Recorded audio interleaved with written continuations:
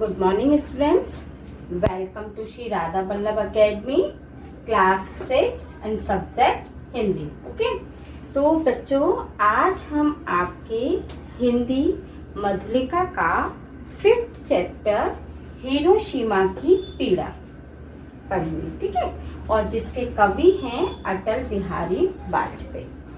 बेटा, अटल बिहारी वाजपेयी के बारे में तो आप जानते होंगे, ये अपने भूतपूर्व प्रधानमंत्री थे।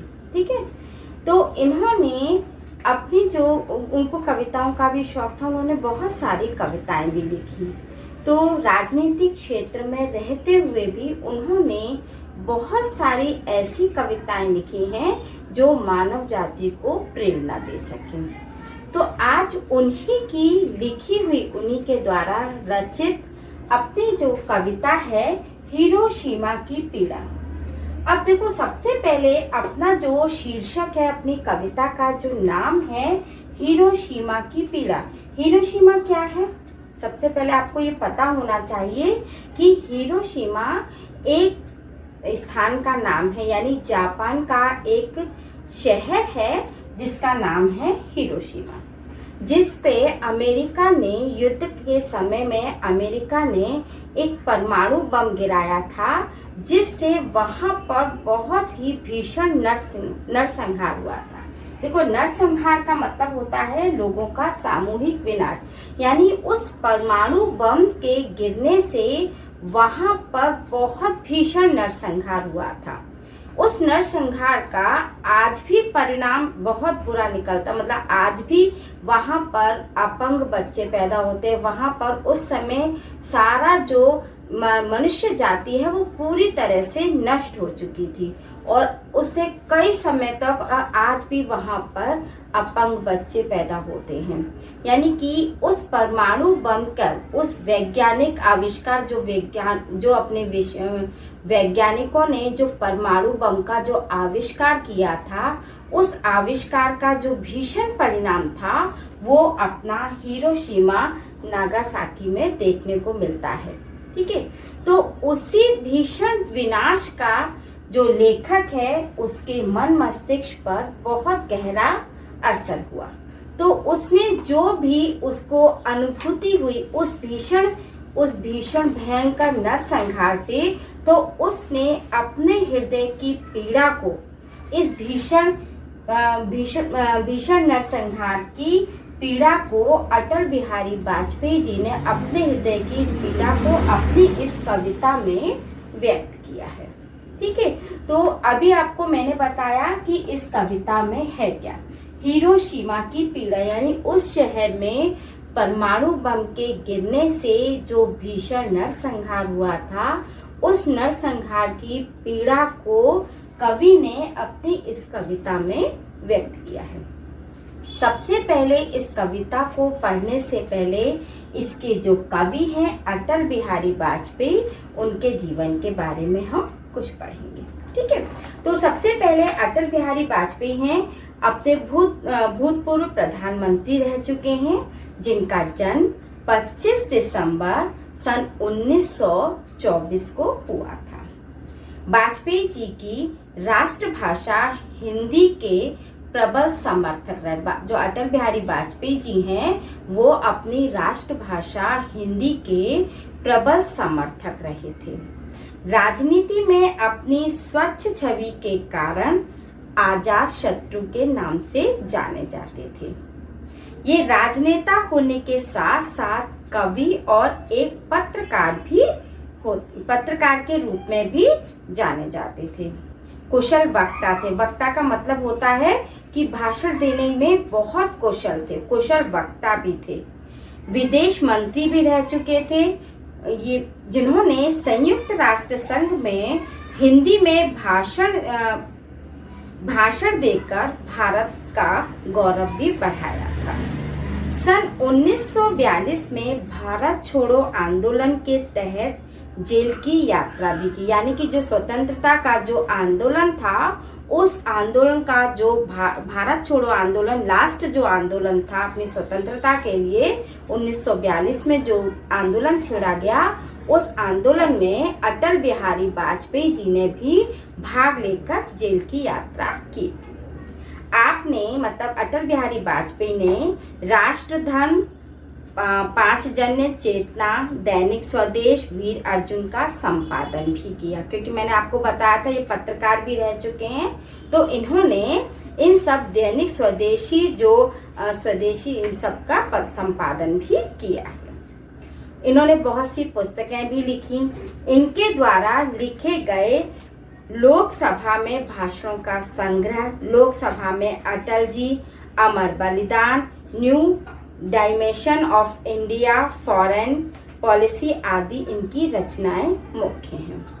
इनके काव्य संग्रह मेरी 51 कविताएं अत्यंत प्रसिद्ध हैं। तो ये तो बेटा अटल बिहारी वाजपेयी जी का जो जीवन परिचय है या उनके जन्म से संबंधित या उनके जीवन के बारे में मैंने आपको बताया। तो अपनी इस कविता पे आते हैं।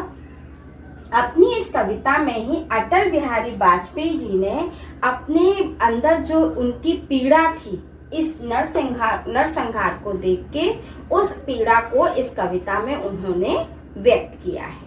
ठीक है, तो इस कविता को पढ़ने से पहले इसमें पाठ में जो कठिन शब्द हैं वो हम देखेंगे।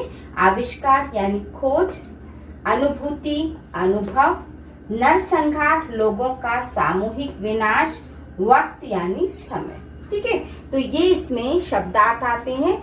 कोई भी कविता पढ़ने से पहले अगर हम उनके शब्दार्थों को अच्छे से याद कर लेंगे तो कविता को समझने में हमें आसानी होती है। ठीक है, तो हमने अब जीवन परिचय पढ़ा कवि का, और उसके बाद अब हम अपनी कविता को पढ़ते हैं।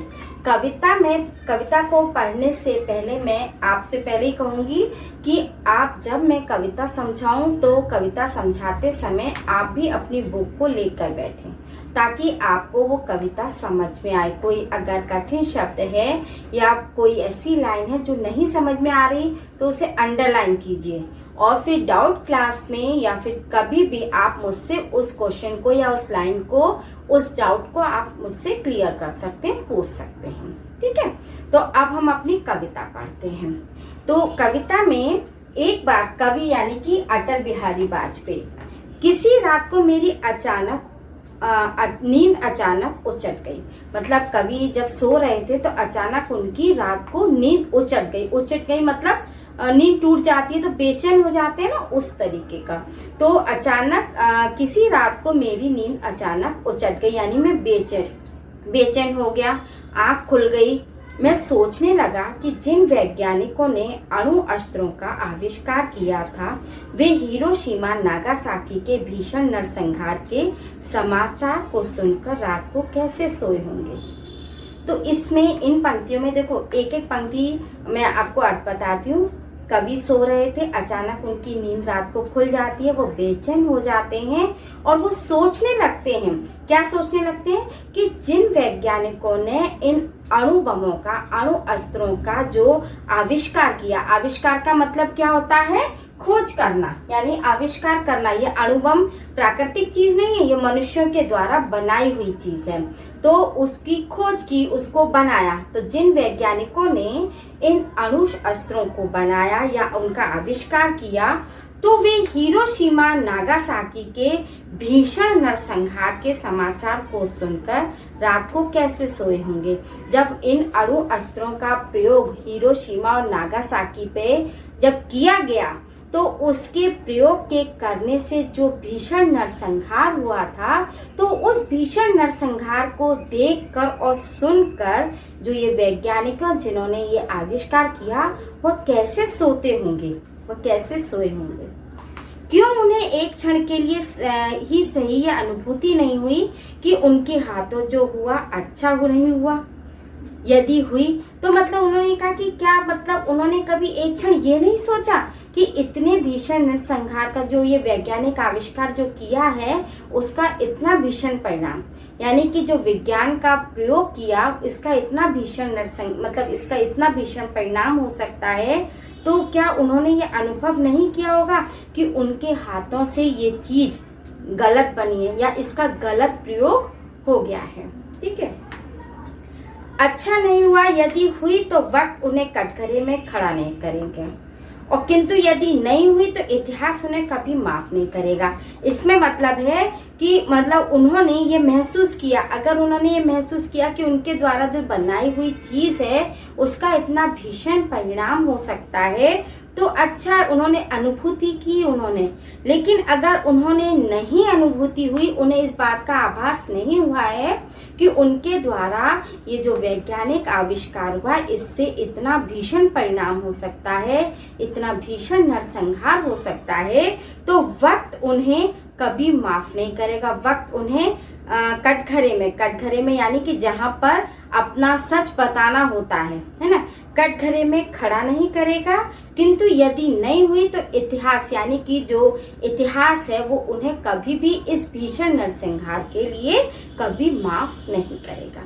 केवल इसमें जो है, जो कवि हैं उन्होंने इस नागासाकी और हिरोशिमा में जो परमाणु अस्त्रों के गिरने से जो भीषण नरसंहार हुआ था उसका परिणाम का एक अलग मतलब एक वो बताया है कि जो वैज्ञानिकों द्वारा ये जो खोज की गई है, कहने को तो विज्ञान देखो अच्छा भी प्रयोग अगर उसका अच्छा होता है तो परिणाम अच्छा है, लेकिन जब उसकी गलत प्रयोग किया जाता है, उसका परिणाम जब गलत होता है तो व्यक्ति सोचने पर यह मजबूर हो जाता है कि क्या विज्ञान मतलब इसका जो आविष्कार हुआ है वो सही है या गलत। तो ये जो कविता है पूरी मानव जाति को मतलब ये सारा जो नरसंहार है, ये नरसंहार मानव जाति को झंझोड़ कर रख देता है। इसलिए तब उन्होंने ये कवि जो है अटल बिहारी वाजपेयी ने इस पे ये कविता लिखी है। तो बेटा इस कविता में जो इसका परमाणु बम के यानी वैज्ञानिक आविष्कार से जो बुरा परिणाम हुआ, उस बुरे परिणाम से जो मानव जाति को आघात पहुंचा है ना, उस आघात का वो पूरा वर्णन इसमें किया गया है। तो बच्चों इस कविता का जो अर्थ है वो मैंने विस्तार पूर्वक आपको समझाया।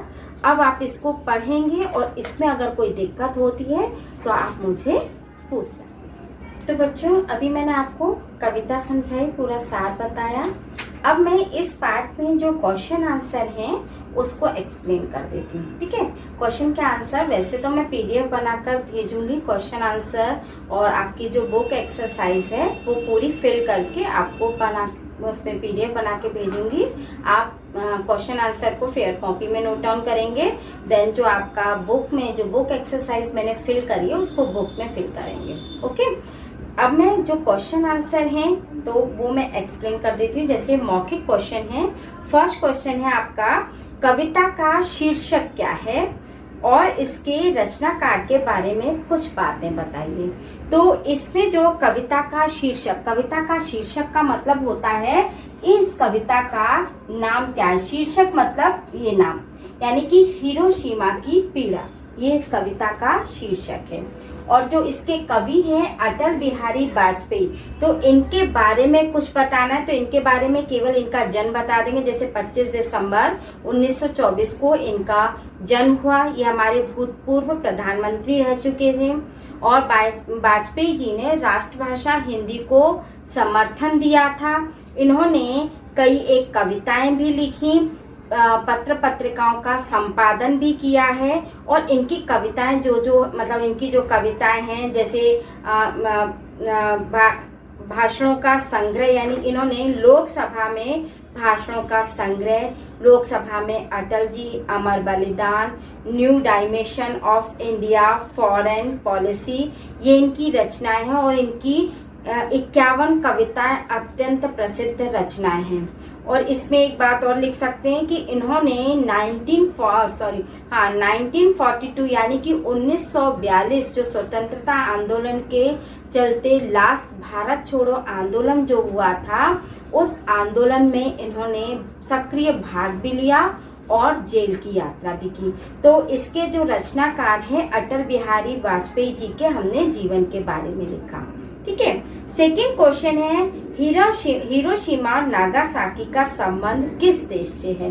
तो हिरोशिमा और नागासाकी जो है जापान के दो शहर हैं, ठीक है, तो इसका संबंध किससे हुआ? जापान से, इस क्वेश्चन का आंसर। फिर इसके बाद जब आपसे कोई गलती होती है तो आप कैसा अनुभव करते हैं, ये बेटा मैं आपको होमवर्क में दूंगी, क्योंकि एक बार आप कोशिश कीजिए कि आप कैसा अनुभव करते हैं। इसको रफ कॉपी में इस आंसर को लिखना, फिर जब मैं क्वेश्चन का आंसर लिख कर देखूं, अगर आप उसके वैसे तो देखो बेटा सबका अनुभव अलग अलग होता है, लेकिन उस अनुभव को आप होमवर्क में लिखना। इसको कॉपी में मैं फेयर कॉपी में इस क्वेश्चन का आंसर नहीं लिख पाऊंगी, इसको आप होमवर्क में डालिए और रफ कॉपी में इसको लिखिए, और आप मुझे भी उसकी पिक सेंड करो ताकि मैं आपके अनुभव पढ़ सकूं, ठीक है। इसके बाद आपका है काव्यांश पढ़कर सही विकल्प चुनने हैं। तो सही विकल्प में मैंने ये काव्यांश कविता की पंक्तियां दे रखी हैं, उसमें सही विकल्प यानी 4 ऑप्शन दे रखे हैं, उसका जो सही ऑप्शन है उस पे मैंने टिक कर रखा है। वो आपको मैं जैसे आंखें खुलने का अर्थ क्या होता है, इसके 4 ऑप्शन दे रखे हैं, नींद से जागना, सचेत होना, चिंतन करना या होश में आना। तो इसके सही ऑप्शन, जो भी आपके सही ऑप्शन हैं वो मैं उसको क्या कहते हैं टिक करके आपको भेजूंगी, ठीक है। तो उसको आप अपनी बुक में फिल करना, ओके। तो अब इसके बाद आपका है कविता याद करके लिखना, पंक्ति का भाव स्पष्ट, पंक्तियों का अर्थ में लिखूंगी, उसी से उसका भाव स्पष्ट भी मैं आपको लिख कर भेजूंगी। अब इसके बाद आपके जो लॉन्ग क्वेश्चंस हैं, हिरोशिमा नागासाकी में भीषण नरसंहार क्यों हुआ था? क्यों हुआ था?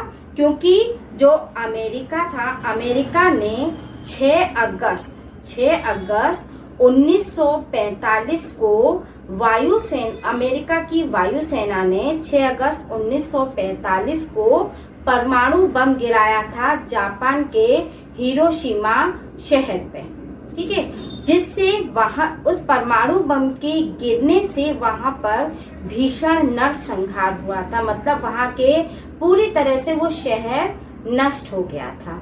तो इसमें जो क्वेश्चन का आंसर है कि क्यों वहां पे भीषण नरसंहार क्यों हुआ था? अमेरिका के द्वारा वहां पर परमाणु बम गिराने से, ओके।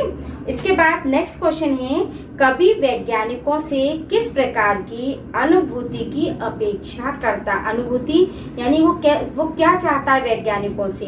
तो वह वैज्ञानिकों से चाहता है कि वैज्ञानिक एक बार एक क्षण के लिए सोचें कि उन्होंने जो आविष्कार किया है, जो वैज्ञानिक आविष्कार के द्वारा ये परमाणु बम बनाया है, उस परमाणु बम से कितना मतलब भीषण परिणाम हो सकता है, वो एक बार सोचने के लिए वैज्ञानिकों से कहता है, ओके।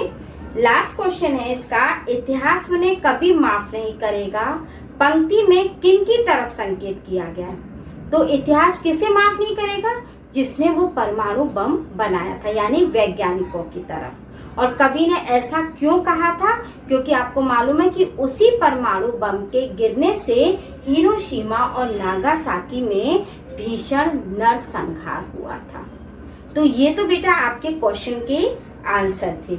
इसके बाद आपका और भी है, जैसे इसमें है अनेकार्थी शब्दों का मिलान करना। अनेकार्थी का मतलब होता है एक शब्द के अनेक अर्थ निकलना। तो सही मिलान यानी कि सही जोड़ियां, जैसे कर है तो कर को आप सही से, कर का मतलब हाथ भी होता है, किरण भी होता है, टैक्स भी होता है, और टैक्स पे, तो ये तीनों आपके अर्थ होते हैं। तो इस तरह से आप सही मिलान कीजिए। तो ये मैं आपको आपकी बुक में मतलब पूरा बनाकर उसमें PDF में भेजूंगी, तो आप उसको देखकर अपनी बुक में फिल करेंगे, ठीक है। तो ये मैंने आज आपको पूरा चैप्टर पढ़ाया, हिरोशिमा की पीड़ा, यानी कि जापान के एक शहर हिरोशिमा पे परमाणु बम के गिरने से जो भीषण नरसंहार हुआ था, उस नरसंहार से जो पीड़ा उत्पन्न हुई थी, उस पीड़ा के बारे में हमने इस पूरी कविता को पढ़ा और आपको मैंने समझाया। इसके बाद भी अगर आपको इस कविता को समझने में कहीं कोई डाउट आता है, कोई दिक्कत होती है, तो आप मुझसे पूछ सकते हैं।